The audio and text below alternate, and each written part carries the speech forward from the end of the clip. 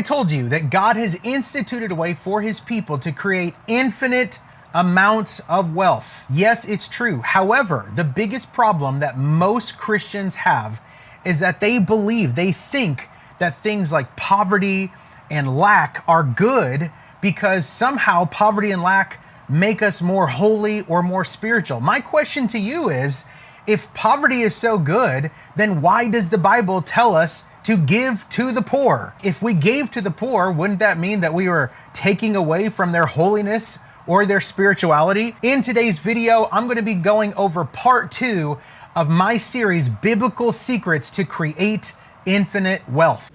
So it's actually pretty mind-blowing to me that many people who call themselves Christians are like the prosperity police out here, like yelling and making sure that everyone bewares of the love of money, which obviously we should beware of the love of money. But just as much as we should be aware of the love of money, we should also understand that what the anointing is to the spirit, money is to the natural. It's simply a tool that allows us to do bigger things, it allows us to do more things, and it allows us to do all of those things faster. Money is simply a tool, just like the anointing, whose source is God, right? And so we need to understand that in order for us to not just be like scared of money, because beware of the love of money, you should be scared of money, right? Instead of having that perspective and that context around the subject of money and finances and wealth, we need to have the perspective of more money equals more ministry. More money equals more things that we can do for the kingdom. And I'm telling you right now, if you don't understand this, then you're going to go through life struggling, broke, having a super hard time, doing a lot of prayer. But remember this, the definition of insanity is to do the same thing over and over and expect different results. This is what a lot of Christians are doing right now. They're doing the same things over and over. Like, I'm praying for money, I'm praying for financial breakthrough, and they're expecting different results, even though they're not taking different action. Faith without works, faith without action is dead. So in today's training, I want to give you a couple of different insights, specifically today from the life of Solomon, that I know if you were to take these insights and apply them to your life, then you're going to go from being broke as a joke, and you're going to go from where you are to where you want to be. So before we jump into today's training, I'm going to do a very quick and simple recap from part 1 of this series on biblical secrets to create infinite wealth. In fact, if you missed part 1, I'm just going to link it down here below. But come with me over here to the board and we're just going to jump right on in. So on part 1, we established kind of our foundation was found in Deuteronomy 8:18. If you remember, this verse says, "Remember the Lord, because it is He who gives you the power to create wealth." One of the things that we established in the last training on this subject is that what God is not saying in this verse is God is not saying, I am going to give you wealth. See, a lot of people read Deuteronomy 8:18, they're like, oh, thank you, God, you're going to give me wealth. And God's saying, I didn't necessarily say that. What it is saying is that God will give us the power to create wealth. Okay? And so this word here, if you remember from last time, okay,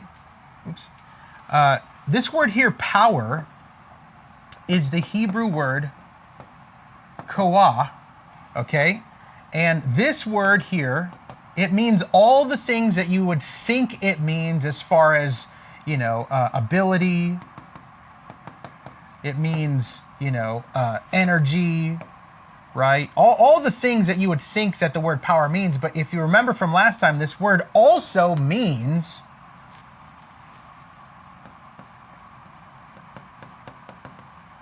it's also the Hebrew word for chameleon, the lizard, right? I'm probably spelt that wrong. But for me, one of the things that this verse is saying is that not only is God saying, it's not my perfect will for you to try to build wealth with your time and your energy, right? Because most people, the reason why most Christians and most people are broke is because they think making a lot of money is really hard. And rightfully so, because they're thinking from the mindset and the frame of, I trade my time for dollars. So because my time and my energy are given to create wealth, then the only way to make a bunch of money is to work way harder and work way longer. So making a lot of money must be very difficult. That's how most people think about this. But what God is giving to us and saying to us here is, I want to make you like the chameleon. What is a chameleon?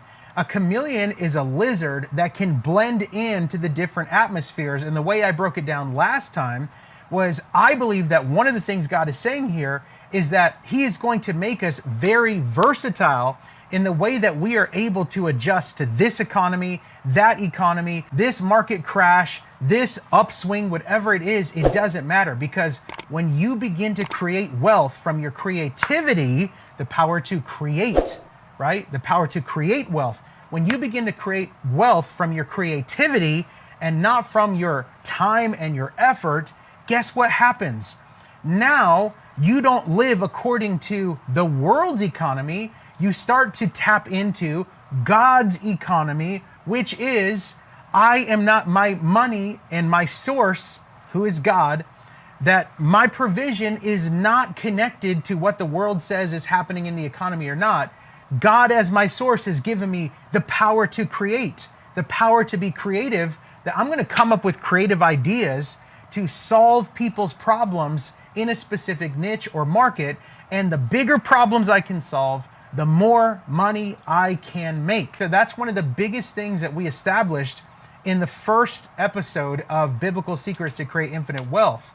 Okay, so now that we have this recap, and now that we have a little bit of a reminder of a foundation, I want to go even deeper into the concept of God wanting his people to step in and live in abundance and prosperity.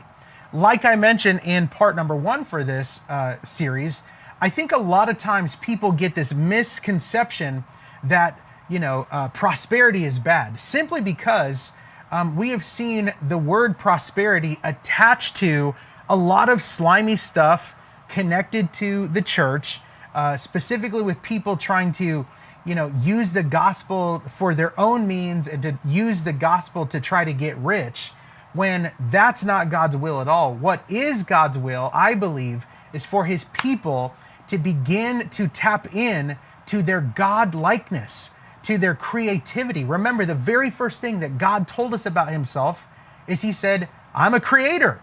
Like, think about that. Like, the first thing God told us about himself was not, I'm a father, I'm a provider, I'm just, I'm jealous, I've got fire in my eyes. He has all of that. He is all of those things.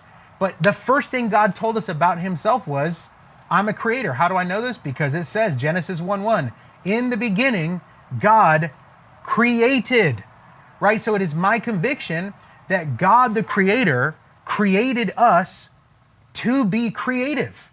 And the way that we are going to tap in to the possibility of infinite income is to say, I am going to disconnect my time from my dollar, and I'm going to connect my creativity to my income. Since time and effort are limited, if they're connected to your earning potential will now be limited. But because your creativity, especially as a son or a daughter of God, is unlimited, when you connect that to your earning potential, now your earning potential becomes unlimited. Hey, I really hope that you're enjoying the video. I want to invite you guys. I have recently created a free training teaching people how to make money online. My students are literally making anywhere from $5,000 to $10,000 a month, and some of them even make hundreds of thousands of dollars, not in a year, but in a single day. If you want more information on how you can get started, all you need is a phone and a laptop. You can go to digitalproductacademy.org, or you can click the link below in the description. Guys, after you watch the free training,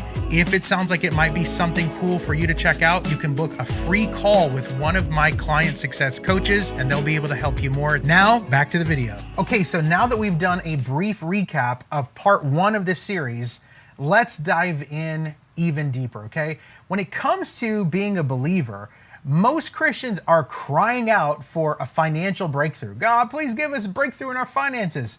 But I submit to you that most people need a mindset breakthrough instead of a financial breakthrough, okay? In fact, I need at least 10 people in the comments right now to drop these two words, mindset breakthrough, okay? It's not that you need a financial breakthrough, you do, but what you need in order to get a financial breakthrough is a mindset breakthrough. We've got to begin to lift our vision higher, guys. Ephesians chapter 3, verse 20 says, now to him who is able to do exceedingly, abundantly, above all you could ask, think, or imagine. My question to you is, when is the last time that you asked God for the impossible? When's the last time that you imagined with God, what would it look like to make 10 times more money than I am now? Who could I help? Who could I serve? Like, what good could I do in the earth? And apart from just all the good we could do, how much more options would my family have? Like, how much less stress would we have if we were making 10 times more, 20 times more, 50 times more money than we are now? And the cool part about Ephesians 3:20 is it ends with saying, it's all according to his power that works in you. Biggest thing, guys, is we need to get our mindset right to exceedingly, abundantly, above all we could ask, think, or imagine. See, most people in God's kingdom, we're not living in the exceedingly. We're not living in the above, right? We're living in the just barely getting by. But I want to submit to you, we've got to lift our vision higher. We've got to expand our mindset when it comes to wealth God's way. Now, how are we going to do this? If you're new around here, maybe you've heard me talk about this before, but just in the past few years alone, my wife and I, our businesses have done tens of millions of dollars in sales. That's not to boast in anything that we have done. It's simply to say 100% of the success that we have seen in our businesses have come from biblical insights. And I'm going to go even deeper in some of those insights today in this training, specifically insights from the life of King Solomon. So I submit to you, the reason why most people in God's family are broke is simply because they have faith for miracles, but they don't have faith to walk in wisdom. In fact, if you're taking notes, or if you just want to drop it in the comments, how about 5-10 people drop this in the comments? Wisdom is better than miracles. Recently, I was having a conversation with a person who's very close to me, and they had called me up for some prayer, and of course, I'm going to pray for them. And I was like, so what's going on? Like, how can I pray for you? And they're telling me their situation, and man, this is like really hard, and this is like, this over here is crumbling, and we just need a miracle, brother. And I said, well, listen, I'm going to stand with you, and we're going to pray together, but can I submit something to you? And they said, sure, what is it? And I said, wisdom is better than miracles. And they were like, what? And this person is close enough to me that I could talk openly to them. I said, honestly, the reason why you need a miracle is because you haven't been walking in wisdom. Like, think about this. Like, when you need a miracle, by the way, nothing wrong with miracles, but when you need a miracle, how can you be a blessing to anybody else? You're like in the pit, man. Like, God, we need a miracle. We're here in the pit. Please save us. That's how most believers go through life, and that's how most believers approach their finances. Like, hopefully God's going to break in with a miracle, when God is saying, listen, I'll give miracles if you're in a pit, right? That's part of who I am. But God's biggest will for us is not to live off of miracles. It's to live according to wisdom principles. That's why I love the life of King Solomon. I wish somebody could have revealed some of these principles to me even earlier than I received them. But thankfully, you're here today on this video, and you're going to get some of these insights from the life of King Solomon that I know when you apply them, they're going to help you tap in to potentially millions and millions and millions of dollars, just like these principles have worked for my wife and I. So now, take me by the hand and let me lead you to the financial promised land as we dive in to some of Solomon's success secrets. I'm telling you right now that these principles I'm going to share with you today can and will make you millions of dollars if you simply apply them and begin to walk in wisdom. So one amazing thing that I've learned from the life of King Solomon is I believe that God has called each and every one of his people to become a king or a queen over an assignment. You know, this false mindset, this bad theology around the idea of like, man, we should just be poor and needy and lack because we need to depend on God, so we just need to lack. Guys, I'm telling you right now, I have been on both sides. I have definitely been poor and needy, and I depended on God in that season. And now that I'm not poor and needy, now that I'm building wealth, I still need to depend on God in this season, right? Like, it's not that dependence on God goes away. It's that now I'm depending on him for different things. So when you yield your life to God, he's going to make you a king or a queen over your own assignment, not as like a pauper who's begging for bread, but as a king or a queen who says, man, let's go help people. Let's go serve people. Let's go solve problems. Let's do business out in the marketplace. Let's bring God's glory to the earth, not as beggars, like, please give us a miracle, God, but as sons and daughters, as kings and queens who rule and reign with Jesus. So let's break down King Solomon's business model. It's one of his business models, but let's break this down, okay? So let's talk about Solomon's success secrets. Let me see if I could spell that. Success secrets. That's an E. Now, something really interesting about King Solomon, if you were to look at his wealth in today's terms, okay, this is so insane. If you were to look at King Solomon's wealth in today's terms, this guy would be a multi-trillionaire. Like, take Elon Musk and Jeff Bezos and Mark Zuckerberg and all of the top wealthiest people on the planet, combine all of their wealth, all of their businesses, and King Solomon would still be tremendously worth way more than all of them. He could buy the whole entire, half the stock market. Like, the guy is just like insane wealthy. Where did all of this come from? Well, I'm telling you right now, it came from the wisdom that God gave him. Why am I trying to give you this wisdom today? Because I don't want you to continue going around the mountain just believing God for another financial miracle. What would happen if you were to actually tap in to this biblical wisdom and simply start applying it? Here's something that you need to consider as we dive into the life of King Solomon. Okay, God's principles, they're principles that just work. Think about this, okay? Gravity doesn't care if you're a man, if you're a woman, if you're tall, if you're short, if you're big, if you're small, if you are an elephant, if you're a mouse. Like, gravity doesn't care. It just works because it's one of God's principles that he has set in nature. The same thing goes for God's principles in business, in wealth, and in success. The wisdom principles that I'm about to share with you from the life of King Solomon, same thing. They don't care if you're a man. They don't care if you're a woman. They don't care what you look like. They don't care what your business is. If you simply tap into these business wisdom principles from the life of King Solomon, they will work for you. The one thing I always tell my students is this: God's principles are literally success's automation. If you want to be successful in life and you want to do it easily, just do God's wisdom principles from the Bible in your money, in your finances, and in your business, okay? So now that we've established, okay, King Solomon, he's a super successful guy. It's come from wisdom, right? And not only that, the Bible literally says that all of the people in Solomon's house, they were at such an elevated level of excellence that it literally blew the mind of the Queen of Sheba. And I'm getting a little ahead of myself, but when you get wealthy through God's wisdom, it shouldn't just be about you and yours. This is where a ton of people miss it, is they're in such struggle mode. I need a miracle, right? They're still in that mode so deep that they can only think of themselves.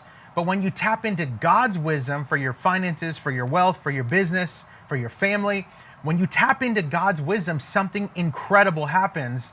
You're no longer just like focused on like, I gotta get my miracle. I gotta make a little bit of money. Now you start building not just for your family, not just for your generation, but you start building for your kids. Then you start building for your children's children.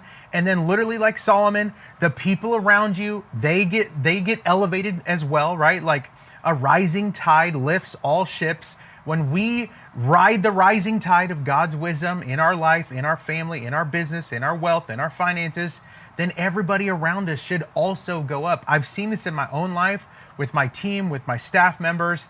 The more wisdom I can tap into and apply, it benefits everyone around me. That's what you should be going after as you dive in to these success principles, okay? So speaking of the Queen of Sheba, check this out. 1 Kings chapter 10, okay? Here's the first of Solomon's success secrets. Now, this isn't every success secret, but these are some of them. Okay, 1 Kings chapter 10, verse 10. Okay, this is the story of when the Queen of Sheba came to see Solomon.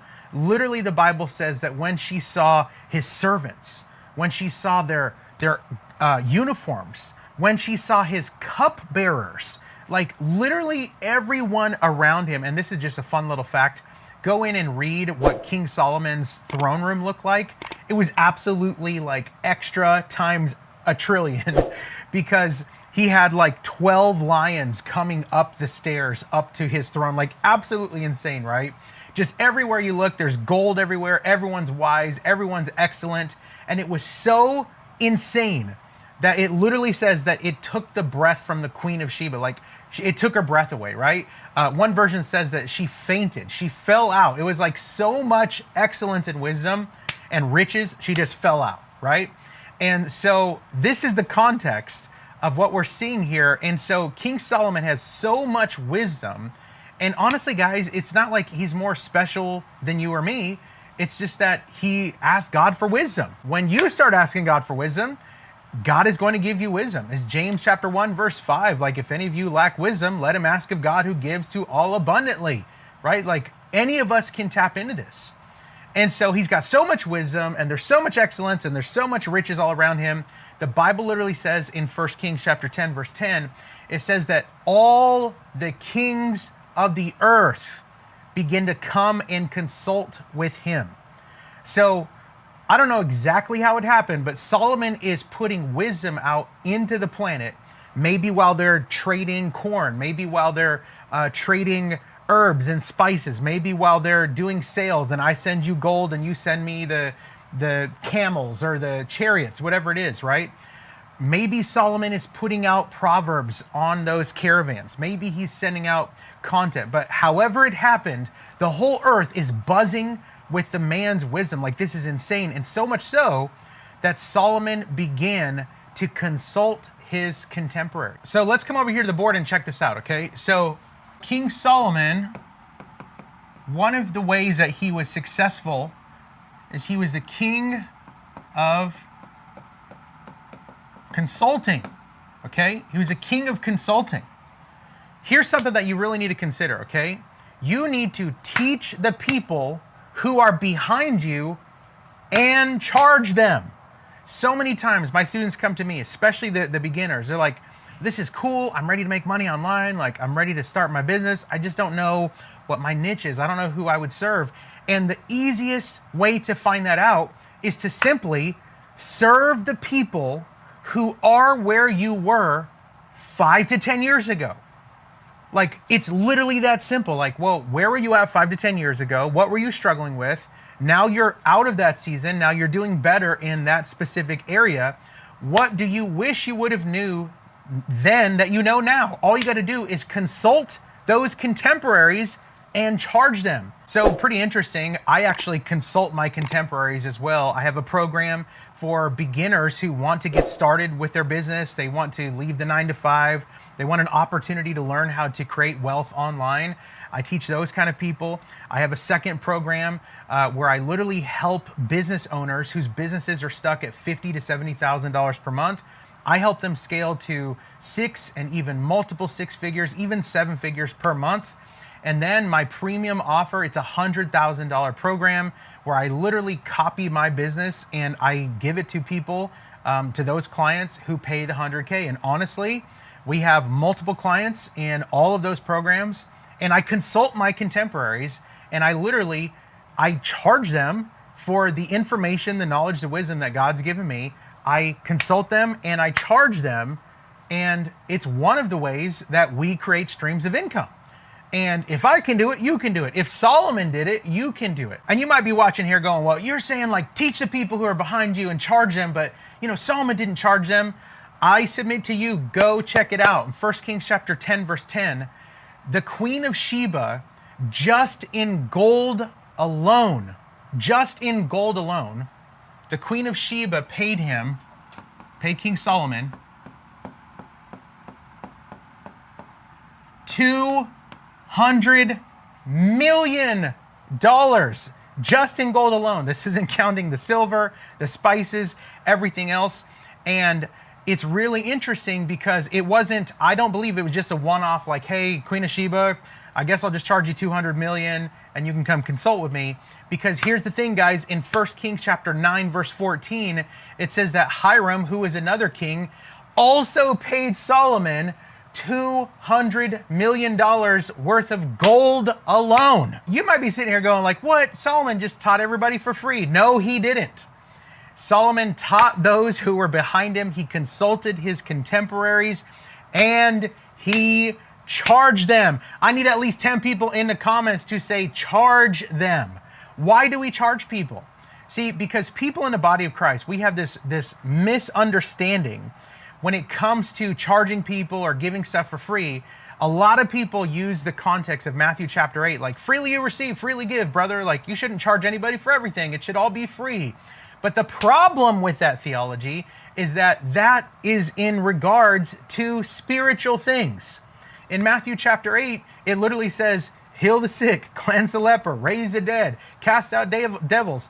Freely you've received, freely give. It's not talking about business. It's not talking about money. It's not talking about helping people with your knowledge and bringing a transformation to their life. It's saying spiritual things. Spiritual things. Freely you've received spiritual things. Freely you should give spiritual things. But business, but consulting, but bringing transformation and value to people's lives, you should charge them. In fact, Solomon wasn't scared to say, guys, my fee, it's $200 million. If you want to come consult with me, it's $200 million. And honestly, he probably said it's only $200 million.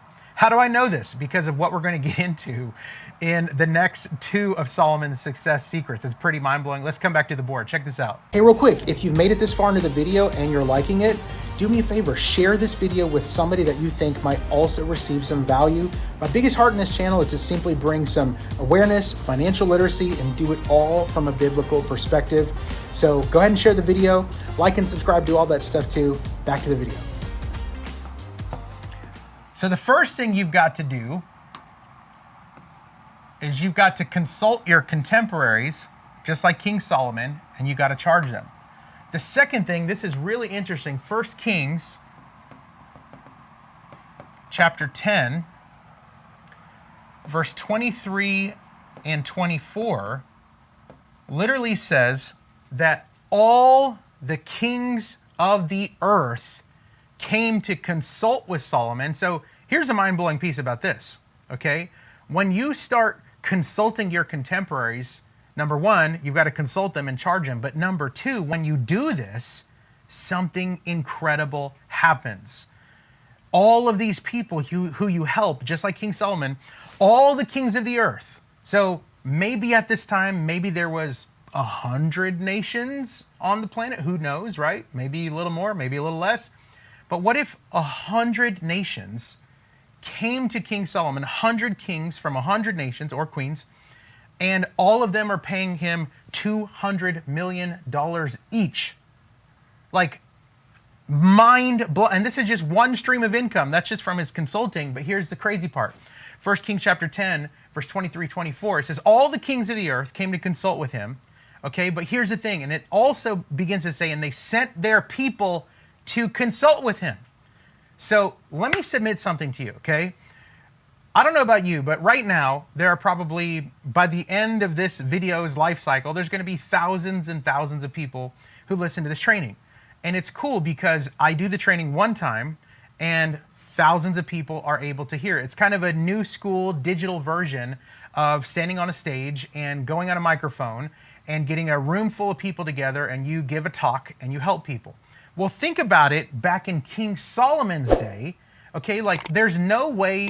I have thousands of students, okay, and there's no way I can give one-on-one coaching and consulting to every single one of my students. So I become a communicator to crowds. Watch this, okay? So 1 Kings chapter 10, verse 23. Not only did Solomon consult his contemporaries, in fact, I'm going to put this here.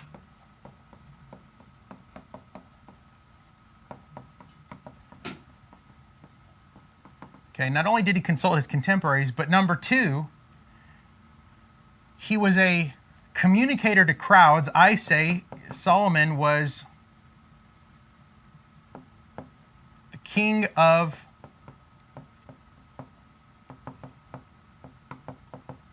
communication. He was a communicator to crowds. Okay? So the second thing you've got to do to build your business and start creating infinite wealth like King Solomon, you've got to consult your contemporaries, teach the people who are where you were 5 years ago, help bring a transformation to their life and charge them. Number two, you've got to start communicating to crowds. Now think about this, back in King Solomon's day, okay? There's no way I could help my thousands of students one-on-one. So what do? I figure out ways how to communicate to crowds. Same thing goes. I believe same thing goes for the life of King Solomon. I believe that King Solomon, with all the kings of the earth coming, there's no way Solomon could have consulted not just hundreds of kings and queens and all their thousands upon tens of thousands upon hundreds of thousands, maybe millions of people that they sent to him. I believe that Solomon communicated to crowds. Have you ever been to like Europe or, ancient Greece, some of these places, Rome, where they have these big, beautiful Colosseums? And it's so mind-blowing, man. Like you go and you stand at the bottom of this Colosseum and you say a word. You're not even like projecting very hard. You just say a word, and wherever you're standing at in the Colosseum, you can hear what I'm saying. I believe that King Solomon, because he was a man of wisdom, right? He learned how to communicate to crowds. If you want to go to the next level in your business, in your finances, in your money, then you've got to learn how to stop slowing wealth down by trying to talk just to one person at a time. You've got to start figuring out how to communicate to crowds, how to communicate the good thing that God has put on the inside of you to as many people as possible, as often as possible. When you begin to learn to communicate to crowds, you are tapping into one of Solomon's success secrets. There's no way he could have done this for hundreds of kings and queens, thousands of officials and rulers, and probably tens of thousands, hundreds of thousands, maybe millions of people who would come. So if you read the context in 1 Kings chapter 10, it's very obvious that Solomon probably had some kind of training going on, some kind of events going on where people would come and en masse, they would communicate to people en masse. So if Solomon did it, and it was a way that he had a stream of income, it was one of his streams of income, you need to do it too. In fact, if that's you, I need at least 10 people in the comments to say, that's me. If you're going to figure this out, if you're getting ideas right now, if you're getting value right now, I want you to drop it down in the comments, say, that's me. Okay? So the first thing you got to do is you have to consult your contemporaries. King Solomon was a king of consulting, okay? $200 million a pop per king or queen. Second thing you got to do is you've got to learn how to communicate to crowds. King Solomon was the king of communication. But watch this, okay? 1 Kings chapter 10. This is mind-blowing. 1 Kings chapter 10, verses 25, and I believe also in verse 14, okay? Remember the part where it said, all the kings of the earth came to consult with King Solomon, right? And they'd send their people to him. Well, go back and read it, because there's another part in there that is pretty mind-blowing, and it literally says this: year after year, year after year, each would come and bring their gift. What is happening right now? What does that even mean, right? So not only did King Solomon have a $200 million fee for every king or queen on the planet, Okay? Not only do I believe, and if you can read through the context, you'll probably see it too, not only was there training seminars going on where all of these different nations could send their people to get trained and they're making money from that, but the Bible literally says that they did this year after year, everyone bringing their gifts. So guess what else was happening? This is mind-blowing to me. King Solomon, he was also the king of continuity. He was a king of continuity. What is continuity, okay? You have got to learn how to increase your continuity cash flow. What's that? Well, have you ever had a Netflix account? Yes or yes? Probably yes, right? Have you ever had a subscription to Spotify or Apple Music?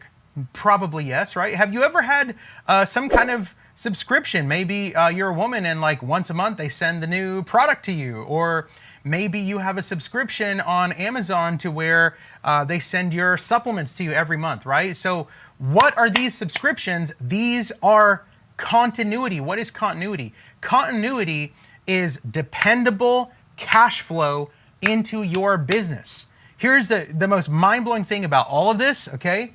King Solomon, he's consulting everybody, he's consulting his contemporaries, he's communicating to the crowds, but he's doing this on an annual basis. I believe there's probably some kind of monthly, quarterly, biannual events going on for the masses, right? And then kings and queens are coming, they're communicating to people in these seminars, right? And then he's consulting the kings and queens themselves as they come, charging them $200 million per pop. And all of this is happening consistently year after year. So the whole globe, every nation is paying Solomon a minimum of $200 million each every single year. How in the world was this guy a trillionaire? Because he was doing these 3 Bible success secrets that we now can tap into. Guys, I'm telling you right now, getting your continuity up in your business is one of the most important things that you can do in your business. In fact, if you're taking notes, write this down. If you don't have continuity in your business, right? If people are not paying you for something every single month over and over and over, if you don't have continuity, you don't have a business, right? Because continuity is the only money that you can count on. You know, for instance, let's say I teach my students how to build digital products, okay? And it's one of the things I teach my beginner students how to do. Is I teach our students how to build digital products. One digital product that you could have is some kind of library, right? Where you put all your knowledge, all your expertise, you build a library of courses and content in there. And maybe you charge them, whatever, 97 bucks a month, kind of like a Netflix type of thing or an Amazon supplement type of thing, to where every single month they pay you over and over and over and over to have access to, in this specific case, to the library, okay? Now, here's the crazy part. If you've got 100 students in this membership and they all pay you $100 a month, then guess what? You have $10,000 coming into your business every single month for work that you did one time, right? So this whole idea of continuity is something that King Solomon and his kingdom mastered with, guys, I want to help everyone in the world. If you want to come, I will consult with you. I'll communicate to you. I'm going to charge you. And if you guys want to continue growing in wisdom over and over and over, you can all come back next year and pay me the fee again. Like, guys, I'm telling you right now, back to the board. Check this out, guys. Let's do a quick recap, okay? You've got to learn how to consult your contemporaries. Teach those who are behind you and charge them, okay? Number 2, you've got to learn how to become a communicator to crowds. If you're only doing one-to-one, wealth is going to move slow.